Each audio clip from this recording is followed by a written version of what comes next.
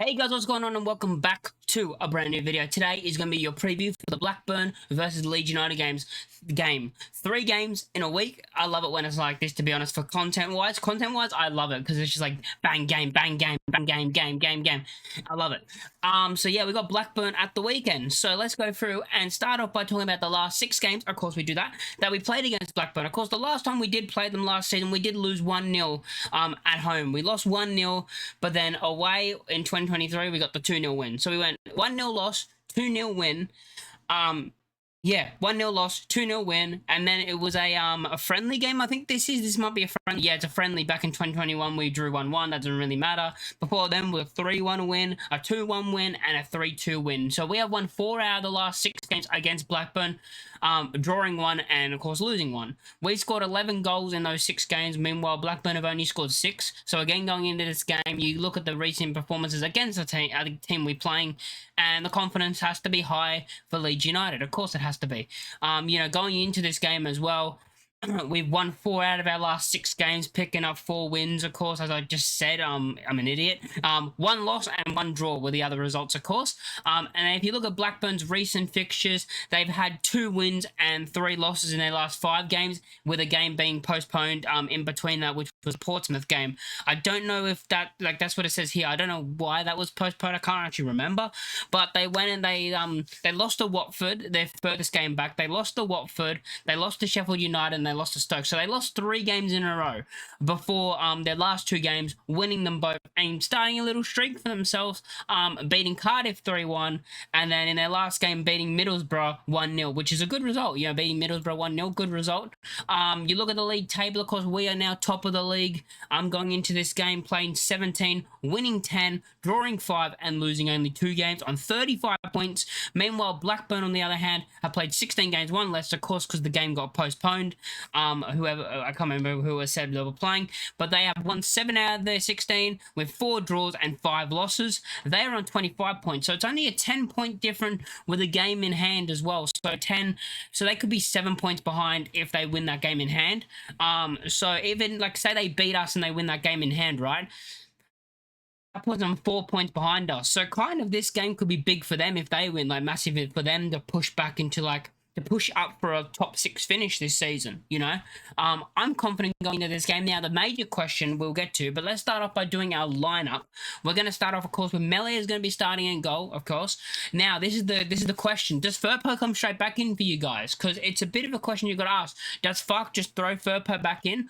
Or does Sam Barham start again because of how great his performances have been when he has come in? And, clean sheet, got an assist, in the games he's played. Like, he's been good. I've liked Sam Barham. I think he's played well, and it's kind of harsh that he goes out. I do think he will, though, just for the fact of I think he can't play full 90 minutes every single week. Of course, that's another thing because of his injuries and his injury record and stuff. He went off a bit with I can't remember what Fark said in his press conference. I don't know if it was like his hamstring or something, but yeah, he did go off in the last game a bit like, he was holding his leg a bit before he went off. So yeah, I don't think he can play a full 90. So that's why I do think Firpo will come back in. But if I saw Firpo on the bench, I wouldn't be mad because Sam Barham I'd be like, yeah, you deserve your spot in the team. You deserve it. You deserve it. Firpo has to fight for his spot back. That's just my opinion. I think then we'll go. So we're going to start with Melee in goal, of course. Bogle going to be at right back. Strauch and Rod on the 2 centre backs. And as I said, I do think Firpo comes straight back in, though. And he'll start at left back. So that's going to be the 4 back line and the keeper. Of course, the midfield 2 will be Rothwell and Tanaka. Going into this game, I was a bit like... There was a moment in the last game we played, of course, where I was a bit like against Luton, where I'm like, Tanaka, don't get injured. Please don't be injured, because he was on the floor after getting hit. I can't remember what happened. I think it was Ramazani, I'm pretty sure, shoved the guy and he went straight into Tanaka and he was down. I'm like, Tanaka doesn't normally stay on the ground, so I'm like, oh no, please don't be like an injury where you'll be out for, please not a long time, but if it was like a week, I'll be like, Gulavogi can come in. So I think, it's one of those where that's it. You don't want the long-term injury, but if it was like a week, it'd be like, okay, we can survive with that because Gulavogi, I think, would be good enough to fill in that situation. But I'm happy Tanaka still, thank God, nothing happened there, because it could have been very bad for our season if we got another injury in midfield, because after Gulavogi, there's no one else. So yeah, I think it will, of course, I said Tanaka and Rothwell Now, the front four, it could be different. It could be the same. Going into this game, this Fark changes again. Of course, games in quick succession, Farks normally changes up the wingers. I think Dan James comes back in. I mean, he come off the bench and scored a goal. Like, he's going to start, in my opinion. He came off the bench, scored a goal. I think that just cements his start on the right side. And then, of course, I do think Aronson will keep his spot in the middle. There has been people suggesting that Nonto win the 10. I just don't see that happening, and I don't know about that. Like, I understand people saying that and saying, oh, he could do a job in the 10, could do well in the 10. I think Aronson's been good. If anything, I think Aronson's been better than Nonto in most games they've played. Like, most games they played together after the games, I'm pretty sure I've given Aronson more high ratings than Nonto. I just feel like Aronson's just been better than Nonto this season in the games where they both played.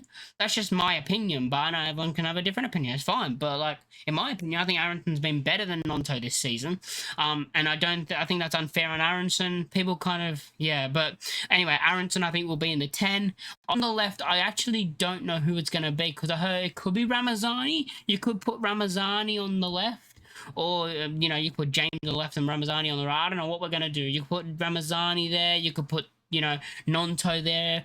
I do think, though, Solomon's going to start. I actually have a feeling Solomon's going to start on the left, so I'm going to go with that. Solomon on the left, and then up front, I mean, for me, it's the easiest thing. It's Joel Pirro. It's so easy to say that, because I just think he's been great this season. Yes, his performance is not amazing, but he gets a goal every single time.